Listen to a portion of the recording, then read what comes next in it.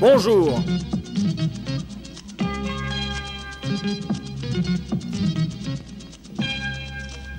Bonsoir, et bien cette émission spéciale d'IT1 Magazine qui a lieu ce soir en direct sur TF1 sera consacrée... Mais qu'est-ce que c'est que ce carnaval? Arrêtez la musique! Qu'est-ce qui vous a permis de rentrer dans mon bureau? C'est une maison sérieuse! Je vous demanderai... Voulez-vous aller m'attendre là-bas, s'il vous plaît? Mon Dieu, qu'est-ce que c'est? Bon, alors je ne sais plus où j'en suis.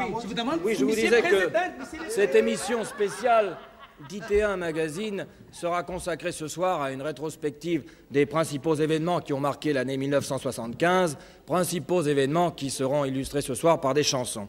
Alors 1975 a montré les prostituées au grand jour et je vous propose d'aller maintenant faire un tour du côté de ces dames grâce à notre ami Dave.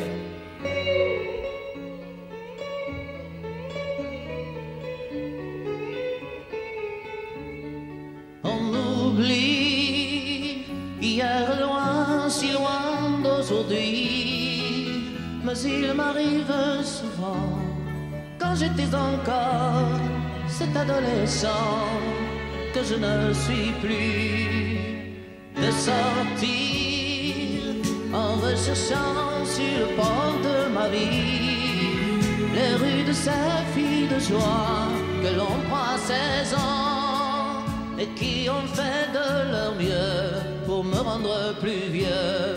J'irais bien refaire un tour du côté de ces dames, revoir mon premier amour qui me donnait rendez-vous sous le chêne et se laisser tabasser sur le genou. Je ne voudrais pas refaire les chemins à l'envers et pourtant je paierais cher pour vivre un seul instant. Le temps du bonheur à l'ombre d'un nombril en fleurs. J'irais bien refaire un tour du côté d'Amsterdam. Oui, vraiment, je paierais cher pour vivre un seul instant. Le temps du bonheur à l'ombre d'un nombril en fleurs. Ah.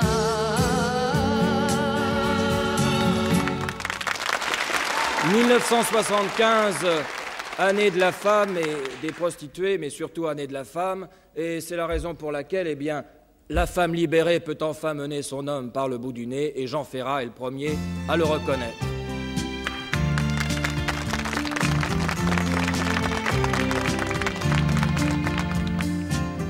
Il me faudrait apprendre à vivre avec ma femme à nouveau libre, redécouvrir la terre en friche.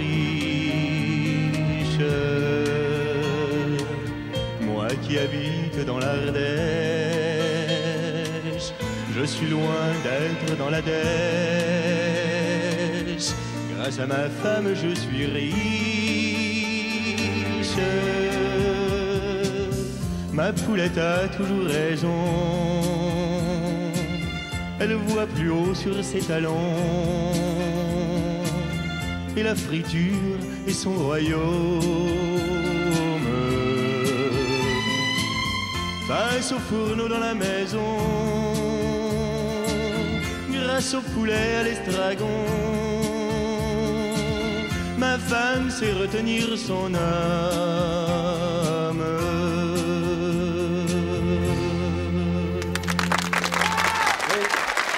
Oui, d'accord.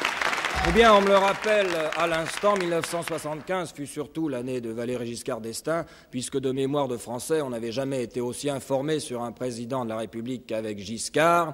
Gigi pour les intimes, ce qui fait dire à Pierre Perret que désormais nous savons tout sur le Gigi. Décor au gué, il parle avec flamme des talons au gué, puis s'approche du tableau noir. On va peut-être enfin savoir quel est ce monstre sacré qui a tant de pouvoir.